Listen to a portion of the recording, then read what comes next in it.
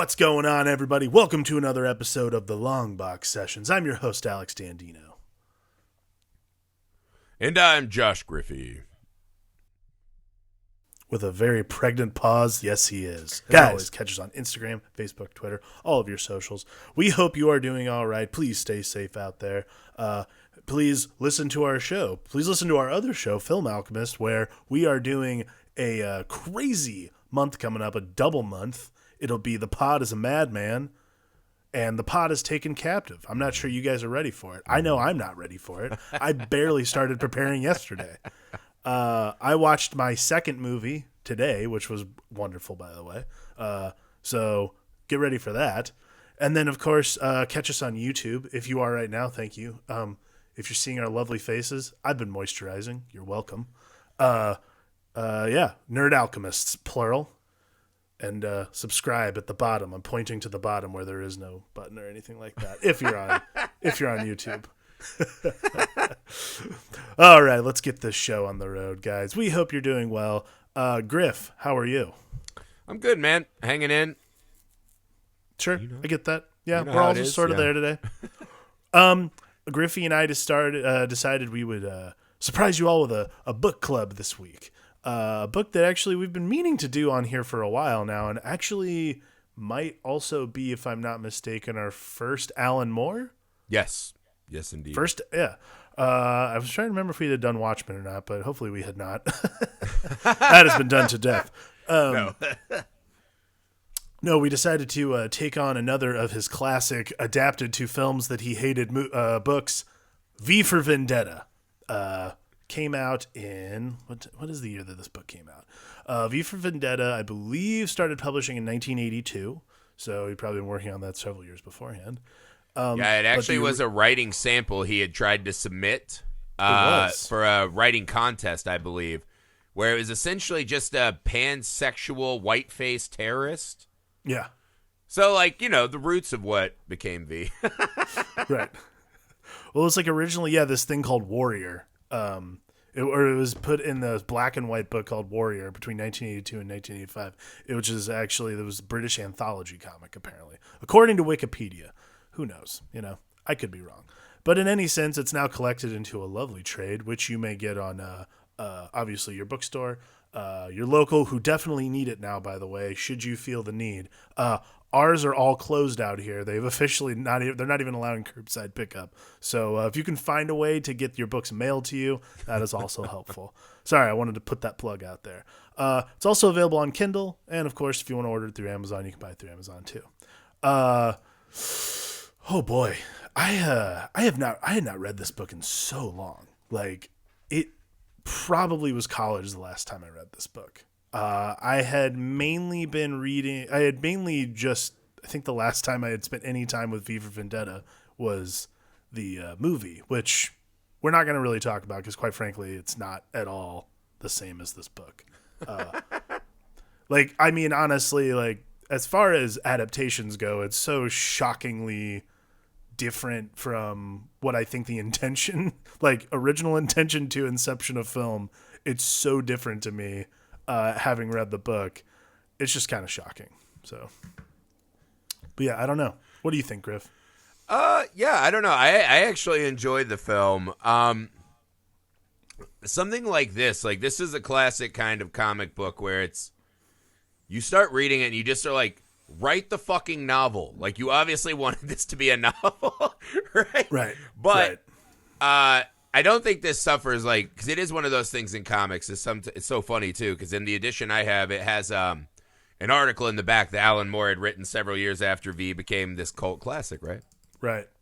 And he's like, well, I don't really overly write and describe to my artist just as he should. And I was like, yeah. I just started laughing. I was like, false. This is probably one of the more, I wouldn't say overly written, right? Because that implies that the writing is hamstringing the product, and that is not the case in this book. But I will say this is one of the thicker books. It's a trudge to get through this at times because it's a lot of nine panel pages with a lot of discussion, right? Yeah. Well, this book's 300 pages long, and it is, I mean, as Alan Moore is famous for like writing like 45 pages of description for like for 3 pages. That is like factual.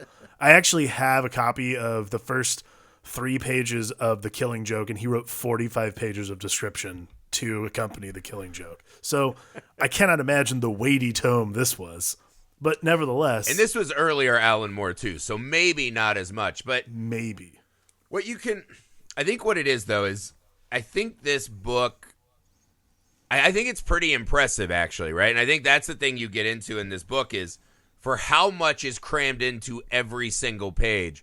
It never really feels like it's lagging behind or that is a negative, right? I think a lot of comic books, especially if you read the more modern aesthetic, right? Most people would read this and, recoil and tear when they see the way these pages are laid out. But I think what this does for V is I think it's a subversion of how we normally read comics that actually plays into a hand, right? Because it makes the world bigger and more convoluted and messier overall. Mm-hmm. So yeah, I agree. I think that's one of the there are so many great moments in V. I found myself wondering, I was like, let's say you took out like half of this book, right? Like half of the stuff we don't need, right? There's a lot of like bureaucrats and people out there kind of on the streets doing things. And you're like, I'm more here for the guy who was Swamp Thinged, who's now here for revenge, right? And I would like to hear his kind of discourse of what is wrong with society, right? That's the stuff I'm really here for, right? Evie getting caught in this web. But then we do a lot of cutaways to other characters. Yeah. And I think it's one of those things that in a lot of books would be a massive flaw, but I think in this book it actually works really well. Because what it does is we almost see no people that are normal humans out and about living their lives, right? We only see people that are somehow directly related to this government or kind of the crimes of said government officials, right? So what it does is it shows you the kind of seeping effect of the toxins of this system. And so I think a part of me has always, especially now that I'm rereading it, right? The first time it's all kind of fresh, like, all right, I'm getting through it. On rereads now, you're like, all right, I can skip like this 30 pages. You know what I mean? And you're like, I get it. Like, I understand, right? Like, you know, oh, we're in the strip club. Like, I don't need that part, So there's some stuff, but when it's at its absolute heights, V for Vendetta is some of the absolute finest comic book writing. Yeah, I agree. I mean, I think that's probably the thing that's the strongest about Alan Moore's work here is that there is so much dialogue on the page, and normally that is a huge turnoff for me. Like I'm a big fan of less is more writing when it comes to comics, and that's coming from a writer. But that I think to me is probably the coolest thing is I am not dragged down by it at all. Yeah, like I am so locked in and engaged for the entirety of the piece that even like big chunks of dialogue, I'm like, I gotta read this. Like usually I'm a skimmer when it comes to like if I start, especially in like superhero books, if I see big chunks of dialogue, I'm like, oh god, like what could this possibly matter? Like some writers getting their first crack at a hero and they're like, here's my resume. I'm gonna finally crack the code that no one's ever figured out. I'm like, oh cool, a whole paragraph from Mr. Fantastic. Finally, this writing. No, like that is probably my biggest thing. My biggest takeaway from V for Vendetta, besides what I think is a really thrilling message, and actually, I wouldn't say necessarily like the movie, for instance, is very. Movie, for instance, to me is very Americanized. Like the message is very Americanized. This is like very specifically Alan Moore in like late 70s, early 80s London speaking out against against the government, against how he feels the government should be treating these people, so on and so forth. Because like the characterization of V is very specific in this book, it's very specific in the movie. Sorry, I said I wouldn't talk about the movie. But that to me is again like there should be these big sweeping visuals, and that's something that I think we're used to in comics, like you were saying. And because they're really sticking to the 9 panels, everything is condensed. But I agree, like it feels, I feel like claustrophobic almost in a lot of senses. Yeah, like I want to see more, when it comes to like David Lloyd's art, because I think David Lloyd's a great artist, and I want to see more, and I want to see what's going to happen next. But David Lloyd does such great work in the close-up that I'm almost like, oh, if I saw any more of this, I feel like I feel like it would be so much less impactful if I saw what was actually going on. And I don't know. It's possible, right? Because I think if I had a gripe with the book, that's the problem, is that the way it is paneled and the way it is completely dominated by dialogue feels like it is this wall against me fully immersing in the world, right? But what I think that does is actually kind of brilliant, which is it immerses you in this wall of the propaganda and lies that every character is telling themselves to exist in this world, right? At its very core, this is a story not even about the grandiose political ideas, right? I feel like that's the after consequence of the small journey of here is a man who, and we don't really know a lot about V beforehand, right? No. And we don't need to, right? V becomes our blank cloak, as he says, right? There's no flesh and blood in here to kill. This is an idea. That's what V becomes. So we don't need that. But what it is a man that in this dark, terrible moment, he found something beautiful in this world, something worth loving. And as that's destroyed, he's willing to sacrifice himself and his own comfort to then come out, and avenge that, right? So it's all these people who have a sin to answer for. Right. And then the book does this turn where that story ends halfway or less through the book. And now it's, I will focus from here is this really laser-focused revenge story to, now I will, by proxy, bring it all down because the entire system becomes an enabler for what happened, right? So I think there is a version of this book, right, where it would have been more, because that's the thing, there's so little action. It feels very stagnant a lot, but I think that the oppressiveness of the way this book is laid out is wildly important, right? When do we see citizens, normal citizens, non-government affiliated? They're sitting on their couches, still not moving, with the government just lying right to their fucking faces. Outlandish lies to us, the reader, right? We're screaming at the page, get off your fucking couch and move. And they never do, right? There is a stagnation to this book that becomes very important in setting the tone and mindset for how you experience this, it's not post-apocalyptic, but, this fascist London. I mean, it's not quite post-apocalyptic. It's, in a way it is a little bit of that, but because there was the flood, right, and the war. Right. I mean, I guess the phrase you would use more commonly is dystopian. Yes, right? That's the word. Yeah, there you go. So that's the thing, though. But if we were in a book, right, where it's just a superhero leaping from roof to roof, agile, throwing knives and fighting and karateing, taking ass whoopings, like or not taking ass whooping, giving fucking ass whoopings. Yeah. Right? That book is very different. Now we are riding on this cathartic, look at him fucking beating ass.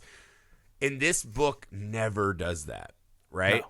And I think it is the luxury of us reading this in the life and world that we're in, is that it is really hard for us to imagine this world existing. And so the length and the obscene amount of dialogue and the breakaway to other characters that feel like they don't matter to us, and the enormous amount of paneling for how little visually is shown at times, I think all works in this masterful way, right? And and I think, I don't know. I mean, I would assume that was by design. I mean, a lot of Alan Moore's work has that vibe, right? Yeah. A lot of little panels and a lot of dialogue. But in this one particularly, because of the nature of weaponized propaganda and blanketed media, right? And especially to us nowadays, where we are so ADD with our apps and getting all this input and what we want now, having to slog through it really establishes a world in a way that a lot of comic books can't achieve. I mean, I think that's probably the thing that it does better than... I mean, this is something that Alan Moore does better than any other writer, I think, is taking the compressed nature of comics. And, like, Alan Moore writes about big ideas. Like, I don't think I've ever read a writer who writes on such a global scale. And not only that, but, like, global in the sense that the idea within his head is contained to like a few characters, and it is yet so large. It is like earth-shatteringly important, you know? But I think about like a book like Watchmen, and Watchmen came after this in 1986. Like, it's almost a refinement. Like, Watchmen came and Dave Gibbons does another 9-panel grid. But again, like, you're right. Like, Alan Moore's very deliberate in that he wants to really focus. He wants to focus your attention down on one particular thing. Like, instead of giving us these big splashes and a lot to look at, he's very specific in close up, in particularly like, I mean, I would say like even like close ups of like smaller like iconography. Like later on in the book, even there's just little pieces of like, there's shoes on the ground, there's a foot, like you can see V's hat. It's very specific. Like the things he wants you to see in the panel, that is very important to you, not only like reading the story properly, but also to pace you in a way that you're not just breezing through 285 or 295 pages to the point where you're not paying attention to what's actually going on. Because again, while the book is easy to read, like he really wants you to take your time with the story itself, because it is dense. Like it's a dense concept, and you're right. Like there is a lot of bureaucratic stuff that eventually you skip over once you've read it once. Well, but like here's a really funny example, right? At the end of the book, when they start like V's like, I've done it, right? I've cracked society wide open. They keep cutting to these characters, and they're like, what are they doing to pick up the pieces of the rabble? And like half of them, you're like, I still don't know your name. Like I know blonde lady, right? Like shaggy detective. Like I still don't know or care who these people are, right? Because they're not really involved in what I'm watching or I care about. And so there's a version of the reading experience for this book, and maybe it's because again I'm on the several readings at this point, where when those parts start popping up and we're not directly involved in the idea of V, right? Like I don't need their little personal lies and, the little hoodlum who gets deputized, whatever. I don't need that stuff per se. But when those pages start coming and I'm like, all right, I'll read it so I, make sure it's in my head and fresh for the show, I'm not imbibing that information at all. Right. Alan Moore has actually taken me and he shut my brain off, so I'm not receiving any information. But I am pondering, how the fuck would I behave in this world? Right. So while I'm not taking in any information about like the strip club as I'm watching it, or Evie's new boyfriend who's around for like 30 pages that I just simply don't care about, right? I am really pondering, oh, I've been in that strip club. I've been around sad people. Like, what do you do in a world that is, hopeless? And so I'm sitting there with Alan Moore and I'm going on this journey of big ideas while completely tuning out a lot of the pages of this book. And I'm not saying that as a knock. I'm just not at all. I'm saying if there are 10 characters we get like a good amount of run with, we probably only need 4 or 5 of them. Yeah, I mean, really, in reality, all you really need in this story to like, I mean, what I guess it's like V, obviously Evie, right, and then I'd say the head, the supreme I'd say leader. One like good Adam detective, right? Adam, Susan, Finch, and maybe Almond and Dascombe. So you don't need any of those characters. None of those characters matter. What they do is they help read, and this is the difference, right? This is the difference in readers, right? Because Alan Moore's is you have to. It's like being at one of those dinners where it's like, we're just going to serve you. We don't have a menu. We're going to serve you stuff. And, you might not like every dish, but together the totality of it will be so much more meaningful than me just ordering exactly what I want, eating it, and leave in a timely fashion, right? That's how I normally consume things. This book and a lot of Alan Moore stuff, you have to relinquish that need to get on with the story. Because that's the thing. Why do I need both of those detectives? Why do I need the AV guy? I don't really need any of these people. I need to know that there is a shady head of the government. I need to know that he has a henchman who's out there trying to kill V. I need to know that there's one good detective who still kind of has hope that he can make up for it, right? And you can have your little interludes with the criminals from the camp. I mean, the guy who is like the commissar who collected the dolls is the most interesting character in the book. You're right. of all the sides, right? So that's what I mean. You need 5. Well, I was gonna say, like, Maybe Prothero's whole thing is probably the biggest. Like, to me, it's easily my favorite. Like, it's easily my favorite death. Like, that's, you know what I mean, death, so to speak. Yeah. But like, it's one of my all-time favorite like beats in a book. Is especially like when he comes back and they like find him and he's just like all painted up. I'm like, God, this book is like. When I was in college and I read this, I was like, God, this book is like so fucking like. Why is there so much dial? Oh my God, I have to read the rest of this now. Like, I remember reading that part in particular and be like, man, I am in. Well, Like, it's one of those people hand it to you when you're at a certain age, right? It's kind of like young bros that discover like libertarianism and they're like, oh, this will make me really smart and interesting. You're like, no, it won't. Right? Nope. And not that I'm not trying to get political and lump Alan Moore in anywhere. I actually think he like worships himself an octopi or whatever. But it's a dragon. Neither here nor there, right? Your personal politics important. aside, this is the kind of book when you read it, right? And you normally get handed this book as a teenager or like college guy, like, read this. This proves that we're smarter and better than, like the guys fighting in their underwear. And the first time you get this, you are at that age where a lot of this is you're kind of like in this revolutionary mindset, like, fuck my parents' world. I want to build a better utopia, right? To party in my 20s. And this book always comes to readers, I feel like, at that stage where you are reading this, you're like, oh, fuck, man, this is a lot. Like, this is way more than that Flash book I just read. You know what I mean? Right. And you're like, holy shit, these are real people, and we're not using the Speed Force. In fact, this is the exact opposite. The speed has been drained completely from this book, and I'm sitting pondering big ideas in non-moving panels of just symbolism. Right? That's what this book is. And so, yeah, I think this book, that's why, to me, it has such an enormous impact on the comic book reading community, is because I think a lot of us get it at that time where we look at it and we see that the pages of comics can be filled with a lot more than what we had read previous. Right. I mean, yeah, this is just so, again, this is like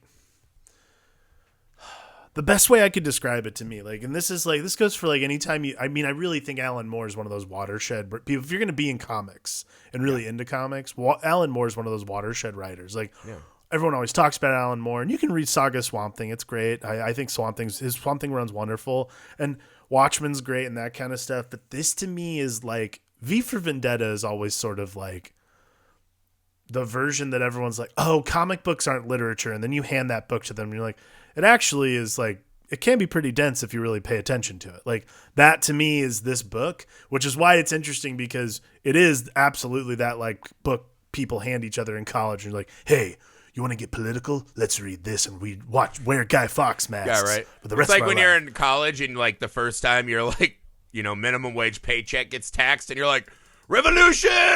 Yeah, and exactly. Like, oh, you're mad about spending $5 on taxes? Here's V for Vendetta. We'll talk soon. The douchier version of that is when someone hands you Atlas Shrugged and you're like, oh, you're going to be that guy. Right. Like, I had a couple Atlas Shrugged friends, and you have your V for Vendetta buddies. And that's like the benefit of like skipping like the Ayn Rand phase is like you'll go straight to Alan Moore, and you start with, if you start with V for Vendetta, you don't have to go back and read any Ayn Rand. Right. Like, you just get to start here. Yeah. Which is fine. And I think V is a little bit better and more interesting than John Galt. Is that John Galt? God. Is that who it was? So much so. Yeah. The put upon white guy. Yeah. Poor guy was an architect. Oh my God, how terrible. Oh no. Oh wait, sorry, that's the Fountainhead. My bad. Yeah. Did you grow flowers, dude? What'd you do? No. That's a different book altogether. I don't even care to honestly get into the politics of this book. No, me neither. But everyone can have their own opinions on, whatever. What I found fascinating about this book is the warfare for presentation. I think that is what we focus on in this book as Insidious, totally. Right?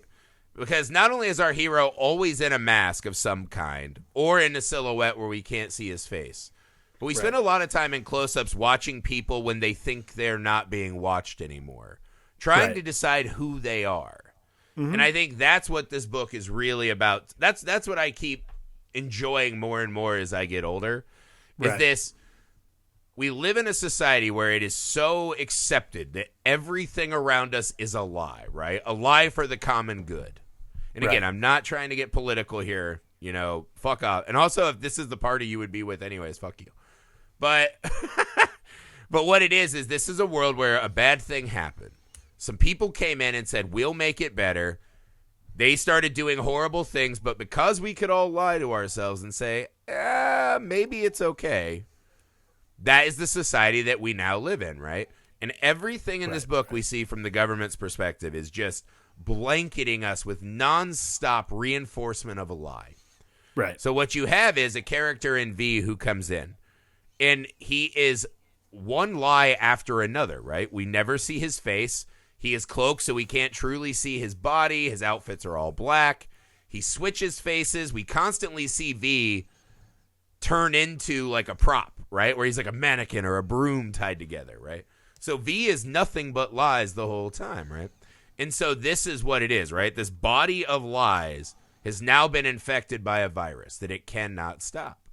And the unraveling, I think there's a line in the book that I absolutely love where it's like, 3 days, that's all it took. 3 days. And he has caused enough havoc in 3 days, right? On just like a couple missions to send ripples through this entire system. Right. Right? Just enough of a shudder in the system to where we go, oh, fuck. And people start becoming more alert. That's what I find fascinating about this journey.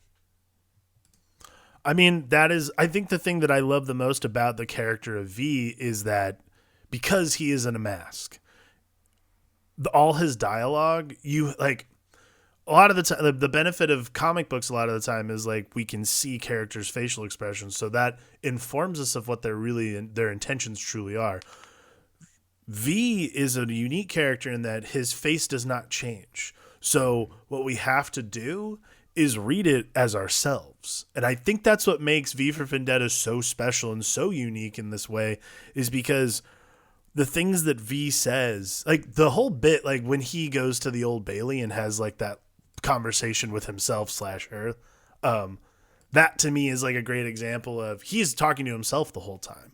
So you have to put yourself in this place. This is a guy who's talking to himself, which look, I talk to myself constantly, so it's not really that far of a stretch. But also, he's a character who has no facial expression, so you have to decide as yourself, like based on what you've read, this is the character, so this is probably how he's supposed to sound. But this is also like the genius of Alan Moore is he's like slowly sort of asking you to question V's intent or to question or to ask like, do I believe in this myself? Like that kind of thing. And that to me is what really makes V for Vendetta very special, is you're grafting yourself onto this character who has no facial expression. So he in essence becomes our conduit of the book itself. Like it's the first time really like we have to be our own main character in a story. It's pretty fascinating.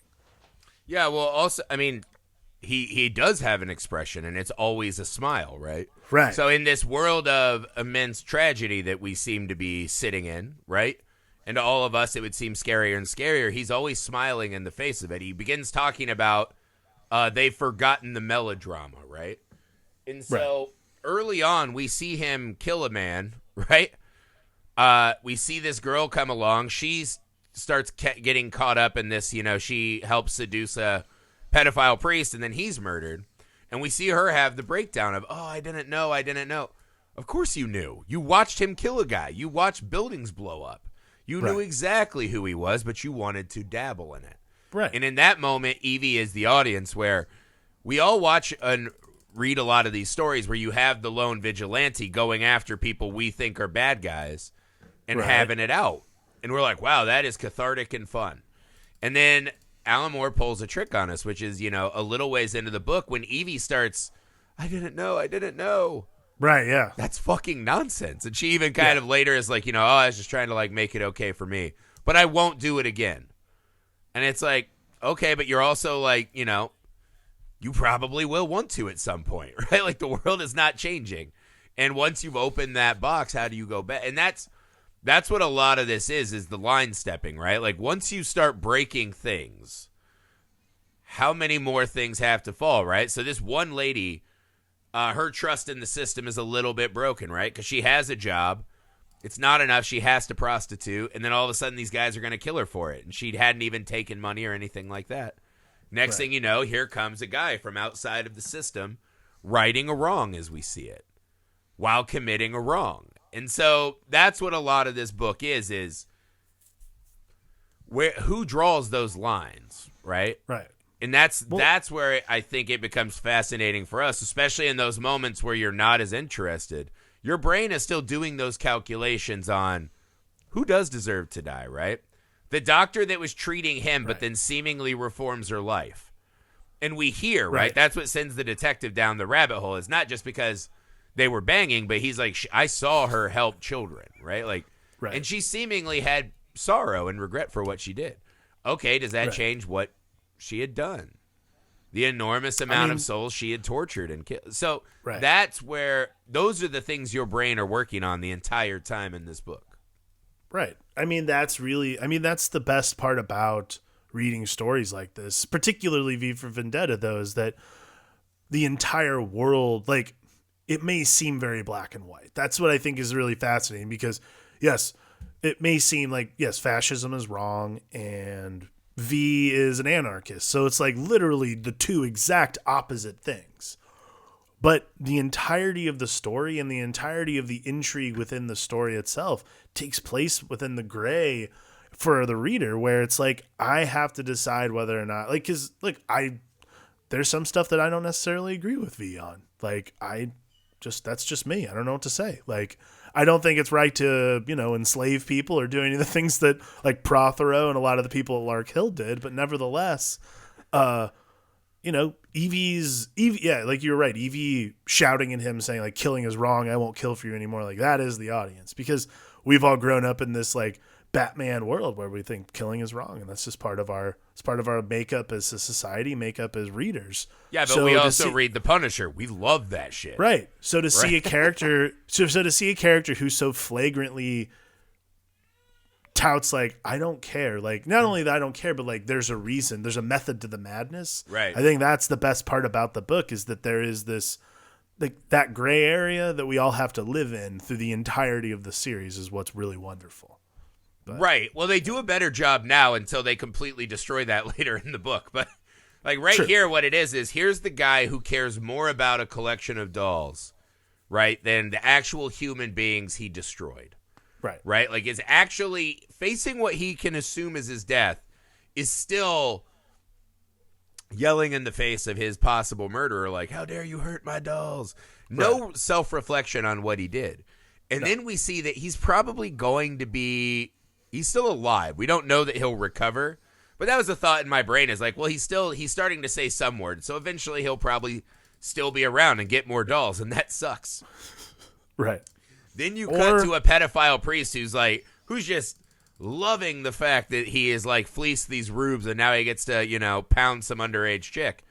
And you're like, this guy is the worst. And when he dies, you're like, fuck, yes, that guy deserves to be punished. Right, exactly. And then you watch Evie, his possible victim, fighting against that. And it is infuriating. And because of that, this is where I think the narrative is sluggish at best.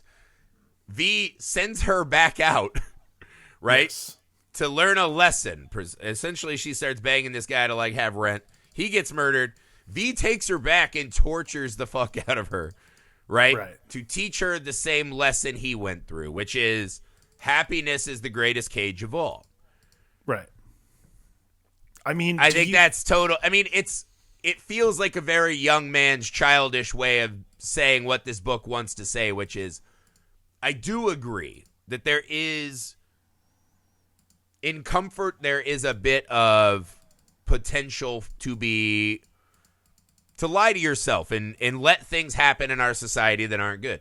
In fact, I feel like we're dealing with that a lot in today's world, right? There's a lot of stuff where we all look and we're like, this can't be as good as we can do, right? But, I'm okay, right? So in that, I understand that the happiness is the greatest jail. But again, even the letter that V's basing this on from Valerie might not be from Valerie because no character in this story can truly be trusted as a narrator either. Right. So watching him torture Evie and her coming back and going, thank you, sir, may I have another? It is tough to read that as I get older, right? Like when you're younger, it's like the same thing. Like when you watch Fight Club, and you're like, yeah, fuck yeah.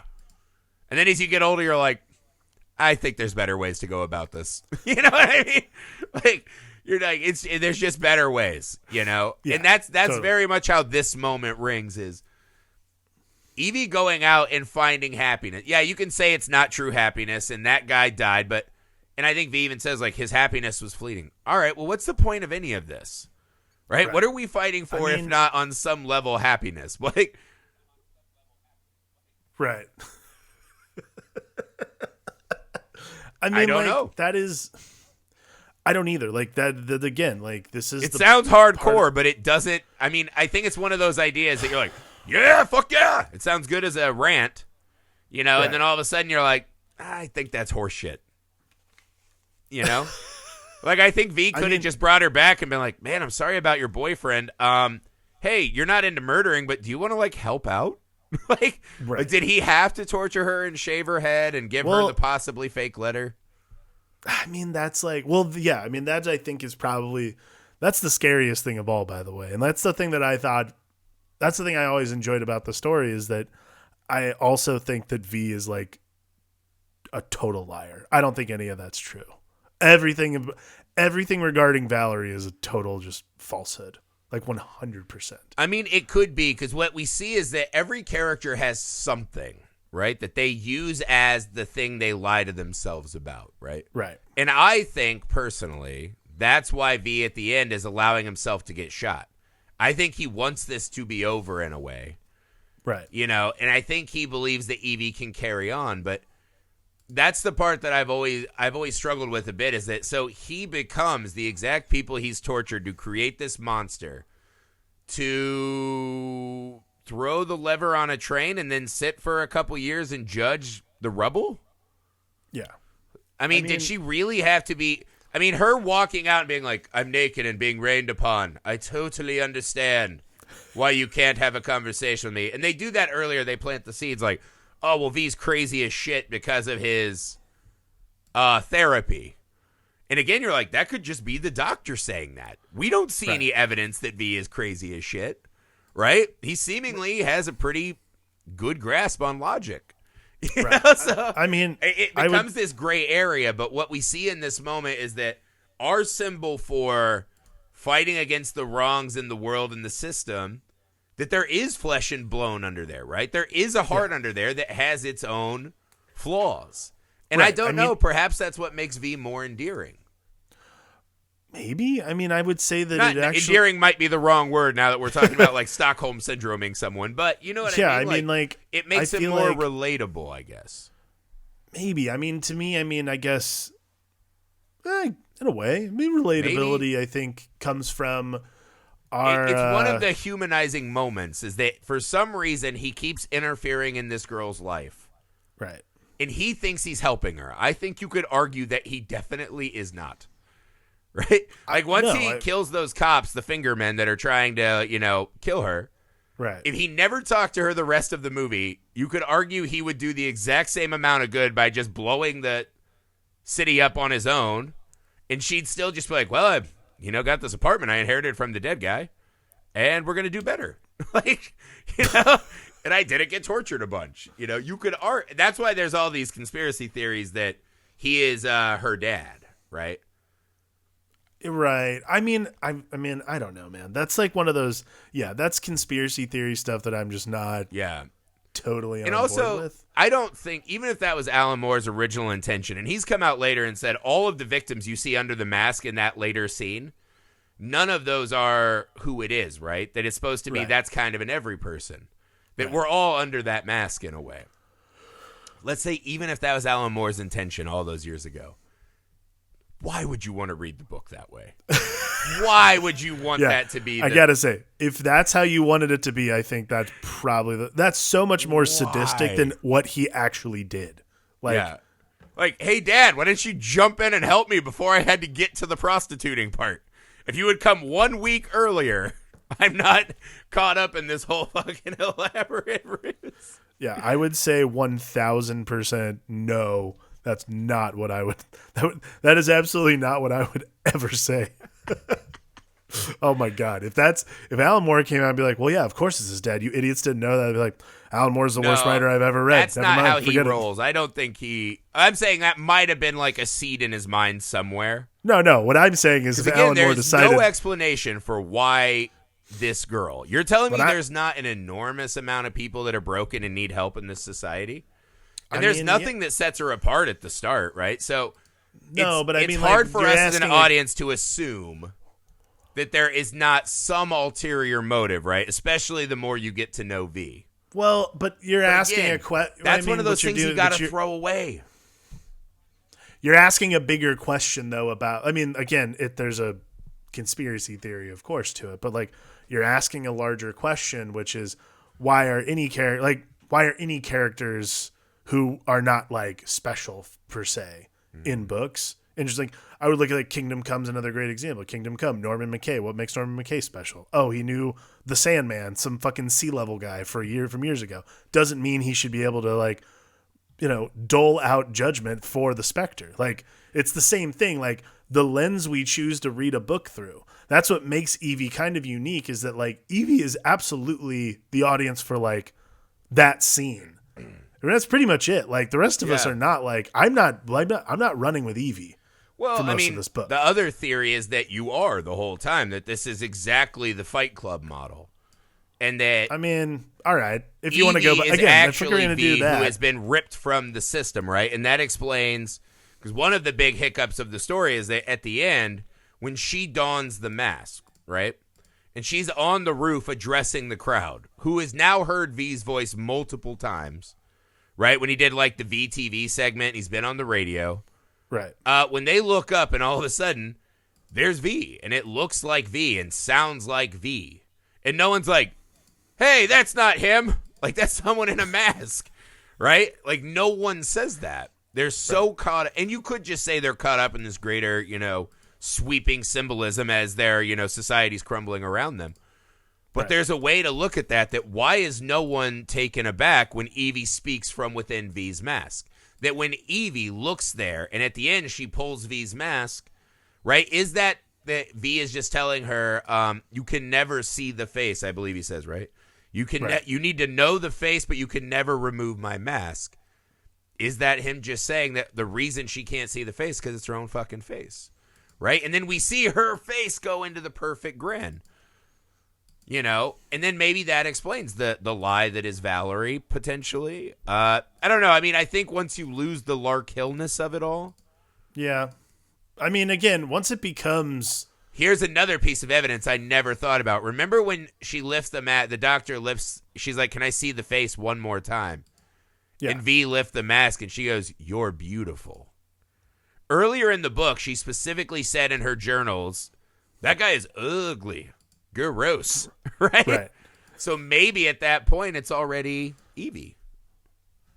Maybe V in the Lark Hill was her father who was tortured and destroyed, and she assumed the V identity afterwards and created this whole backstory. I mean, that would work, I guess. There's a potential. There's a potential because then you could tie the two conspiracies together. That V is the seed with which she creates, or her father is the seed with which she creates V, so her father is V. But in the story as we see him, and we see several times where V becomes a prop and falls away, right? The Evie is in fact V the whole time. Right. I mean, I guess by that, yeah, you can make the argument that he is, you can make the argument. I think there's plenty of evidence. I just think it's so fucking sadistic if that's true. And that's what I don't even know if that's my critique of that, right? And my thing is like that's a fun exercise of the mind, right? But again, taking V and saying I want to strip the symbolism of him and cram a person in there, one person. Right.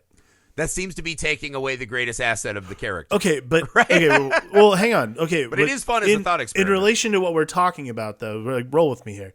If you think about it, then technically, because we talk, like, for me, Evie is not like a very compelling, like, I don't like, obviously when she's going through terrible things, that's terrible. And I want to, I sympathize with her, but to me, Evie's not a compelling protagonist. Like I'm not like on with her the entire time. No.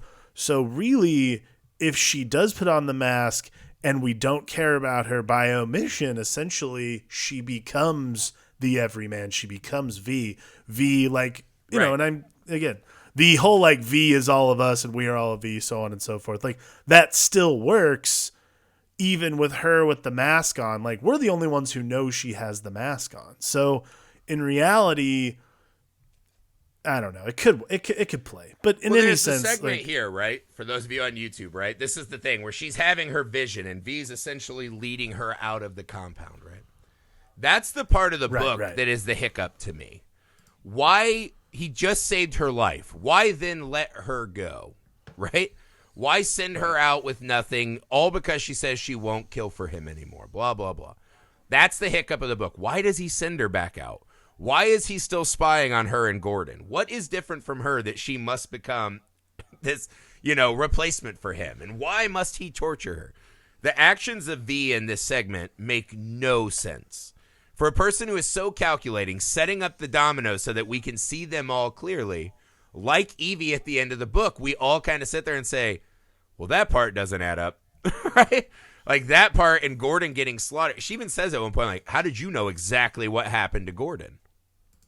Right. How the fuck does he know? I mean, they say later he has the TV and he can see everyone in their houses, right? Because he's plugged in. So maybe that explains. But that is the weird hiccup of the book of why let her go and why bring her back, right? And then we even have the really cool moment where when they find the doctor's diary that was left out specifically so they can find it, they even say, we don't know that this wasn't just a forgery by the character V. Huh. That doctor's diary is not the piece of evidence it's presented to us in the book. Perhaps this is the melodrama that V tells us early in the book we have forgotten all about. Right? Okay. And yeah, everything we see becomes this very elaborate game. There is nothing more dramatic in that book than the explanation of what was happening at Lark Hill. Right. And in a melodramatic way, that there were people growing all these extra organs and body parts and gaining abilities. Maybe, just maybe, that is the kind of key that something extra is happening here. Okay. Sure. Yeah, it's possible. I mean, it's possible. The doctor Again, saying you're beautiful, I do wonder if that is the giveaway. Or if I have a conspiratorial mind, so I like doing these thought exercises. Sure. I mean, it could be the give. I mean, again, like, it's one of those things where, I don't know, to me, Alan Moore is very specific about a lot of stuff he writes, and, like, I've never been in a situation where I've read a book. V for Vendetta is, like, the only one I've ever read where I have to, like, think about stuff like that. Other than that, like, I always feel like it's very, like, you get, like, he's going to give you whatever he's going to give you, and then if you want to make something up on your own time, that's fine with you. Yeah. Like, but again, it doesn't matter that he's anything more than a symbol, but there may be breadcrumbs there. Sure. Let me tell you the weirdest panel in the book and see if this does anything for you. So V wants a Viking funeral, right? That she's going to give him as she begins putting on the outfit herself, right? Mm-hmm. She launches him in a train at high speed, heading to destroy the main government building. Right. The symbol of all of this. This will start the full-on revolution, right? This is the rubble that he wants her to survey and judge. Right? He's trusted her with all that, briefly. She even kind of talks about, I know my way through this place way better than I thought I did. Right. Wink, wink. Him exploding in the train, blowing up the main Capitol building, is a very small one panel out of 7 in the corner of a page. Right. That is V's grand ending. That's his Viking funeral. Is like barely an eighth of a page. And not even like a big explosion. Like we see kind of like, there's a little fireball past, the skyline. Yeah, and she just afar. goes, and walks back in.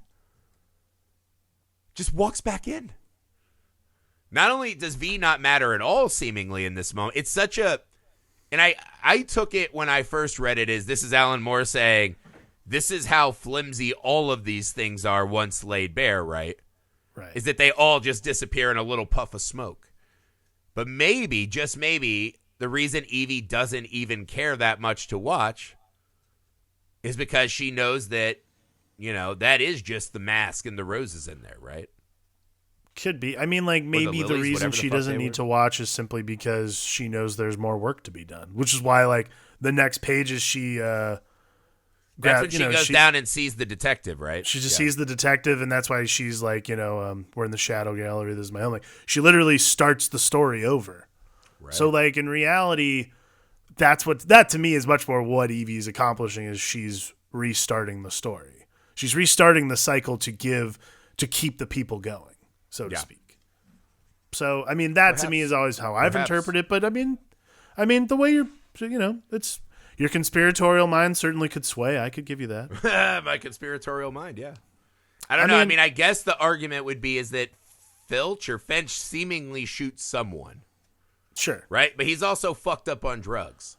And at the end, when he does not reveal the location, right?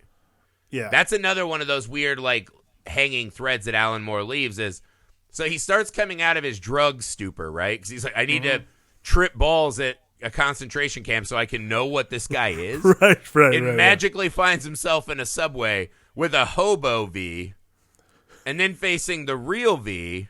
You know what I mean? Like, weird. That's a weird series of events, even in this book. Sure. And he turns around and shoots someone. He's like, there was so much blood. But we never see any, like, forensics on this, right? Right. And later, when he starts coming to, he has his cup of coffee. He has this panel where he's kind of like, he was so fast, he could have killed me, but he didn't. And then he just sips his coffee, and he's like, I can't remember where the train station was. As they show us the exact sign, letting us know that he knows exactly where he thinks this happened. Maybe he's also... I mean, again, I would argue every person in this book is an unreliable narrator.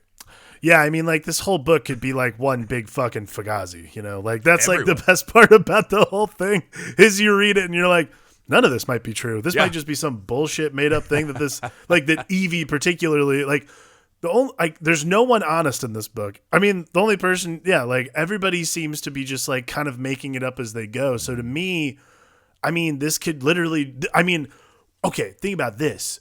Maybe the very end, when Evie goes down and talks to the detective and, like, says, "Welcome, this is the Shadow Gallery. Welcome to my home." Maybe this is the actual beginning of the story itself. Like, maybe all that is just a Valerie page. Like, the entirety of the book could just be this weird Saint Elsewhere bullshit. Well, there is this moment where you have to ask yourself in that last panel is, what is the purpose of anarchy now that the anarchy's been administered and everything's destroyed, right?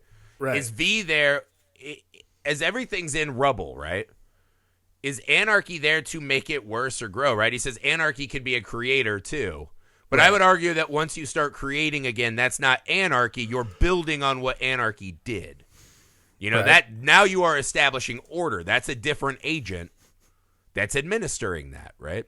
Right. So what is the point of V at the end of the book even, right? Why still have that? Like, just to sit in a cave and continue to be like, well, all right, I'm going to watch it. You watch it, right? Because we get the hint that, like, there aren't a ton of good people out there that'll just jump in. All the bad people get got, right? We see that in an elaborate montage. I don't know, man. But here's another weird thing in the book. I thought it's unusual that this fascist government rises to power and then takes orders from a computer system. Right. I couldn't quite square that in my head as to how that happened. All right, sorry, say that again. All right, so here is a fascist government that comes in, right? Sure. Starts doing all the bad traditional, right? Getting rid of minorities, concentration camps, all that shit. All the traditional bad fascist stuff. Everything about the body of this fascist, right? The nose and the fingers, it's all designed to suppress and continue to tell lies to people, to harness the truth, and keep them from ever knowing what's really going on. Right. And then we cut up to the head, and there's just a man in the chair, right? The supreme leader, who essentially is just watching a computer screen, taking his orders from that.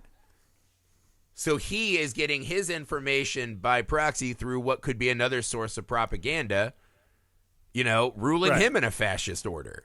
Well, how did it go from them boots in the street taking over to Philip K. Dick's Vulcan's hammer, where we have this, computer that's actually running everything? Well, maybe.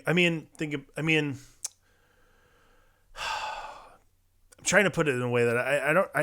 The words I would use is like, you think about it this way. If you're, because to me it makes total sense. Like, the idea is that fascism is from the top down. Like, you absolutely will never see behind. It's the Wizard of Oz. It's, pay no attention to the man behind the curtain. Right. So like, but wait, time out. Let me finish this analogy though. Imagine if the man behind the curtain pulled another curtain and there was an iPad there. Right, but that's what this is. Right, but that's kind of what this is like. Think like the way that I feel like Alan Moore is trying to convey what fascism is like a headless body. So like when, Adam Susan is technically the head, maybe he's not. Like the head, like they even show it in the book when he's starting to like fall in love with the machine. Like literally he's like looking down at the keys and all it says is I love you, and he like freaks out. He's like having a full on mental break because this is the only amount of power he has is to literally push a button. Like the randomizer machine that is this like fate, so to speak. Like falling in love. That's where I'm talking about. That's exactly right. Here is the guy who became the head of this party, right? And if we know anything through history is that the fascist people at the top see themselves as that godlike computer, as we see in this book. Right. Those people taking over and then just being like, I installed Windows 84, we're ready to be ruled. That is very strange. But that is very, to me, that's... And that also asks the question is, how long has V been integrated in their system? Was V helping oppress people for a long time, setting the stage to destroy them? Or was V slowly trickling in the algorithm required to unsuppress the people? But that's what I mean. He's making it worse and worse and worse so that they are ready to explode when it happens. Is V responsible for even more crimes? And would that be worth it in the end? That's where I think this book is interesting, is to ask you these questions, because that's the thing, too. There's the scene when the guy's looking, the head is looking at all of the scenes of anarchy, right? And he falls back in his chair in an almost orgasm. Yeah. So this fascist guy is stoked that the system is being brought down. He's right. And then at the end, even after he sees me, he goes, I forgive you, I love you. Well, I think about the thing I consider a lot is like, anarchy is not a form of government. It's a form of dismantling government. Yeah. So V's like accomplishment is to dismantle the government. That's all. Like that's really kind of like the basis of the whole thing. So really what it is it's not a matter of V trying to V doesn't think he has a better idea. He just knows the idea that is currently in possession, and the idea that's currently popular is wrong. I think that's always the thing that I think, and that's just my, political science 101 brain simply saying like anarchy is the dismantling of government. It's not the dismantling of government and then we'll figure it out. It's literally just the action itself. To me, it almost hints at, though, that there was something horrible going on beforehand. That the computer had to exist before this, and the computer somehow helped bring the fascists to power. Is what I was thinking about, right? And they call it fate, right? And that maybe what they're saying in the book, in a way, is that the fate is twofold, right? The algorithm will always lead us to a small amount of people trying to take and exploit a large amount of people, right? And the fate, once they come into power, is there will be someone. There will be a fly in the ointment that unravels all of that, and it will start again. Right. But to me, the computer had to be there before the fascists came in, because that's what fascists do. They like to rule from on high. Sure. Okay, I could buy that. But then when did the fascism begin? That's imagine Hitler or Putin just going in to do their evil shit and being like, well, I hope the computer spits out my deeds for the day. You know what I mean? Those guys have visions, horrible, horrible visions for how they want to oppress people, right? The computer is a weird extra element, right? And I don't think it's just a device to let V have some kind of infiltration. Sure. No, I think it states that maybe that's why they call it fate, is that there is this it's always been there aspect of it. Right. I think I think that's the thing, is it's a randomizer. It's it has no opinion. It is immune to the world, I guess. It does have like that opinion. To me is and it's like, V. It turns into V, right? As it would. I mean, yeah, that to me is, I think that like that's why the head falls in love with it, because it is not it does not obey him. Cold, I think that's like calculating, unfeeling. That's all it is, man. And that's what gets him revved up in that little bowling ball body. That's what get him charged in that little bowling ball that little mini body. Kingpin. And you see what happens. Man. He was right. The first time he goes out in a motorcade and tries to shake a voter's hand, he gets shot in the head. Oh my God! So Griffey, would you recommend this to you now? Would you recommend this to somebody now rather than someone in college? I think if you're at a younger, more unformed version of your life, and I would say that about most entertainment, right? If you find it when you're more malleable, and I think that's the struggle with us aging, we try to stay nimble of mind and malleable to ideas, right? You hope that a good idea can still win out in your mind, right? And you're not just this pre-programmed thing. And what I think is that there are things about this book that I don't love, and I think that's by design to put me in the headspace to enjoy and elevate the things in this book that are fantastic, right? And it has big, awesome ideas and great symbolism.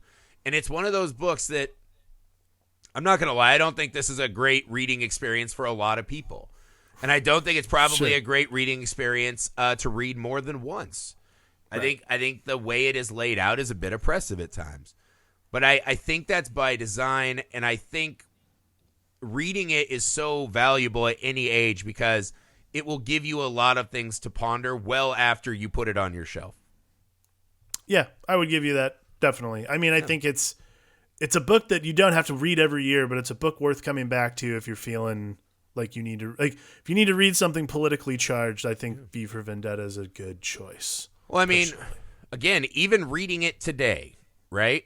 It is shocking how often things in that book that were written so long ago feel very pointed at my experience of today's world. And that's why this book will be evergreen. That's why it will always be beloved. And like V, I think this book will just endure.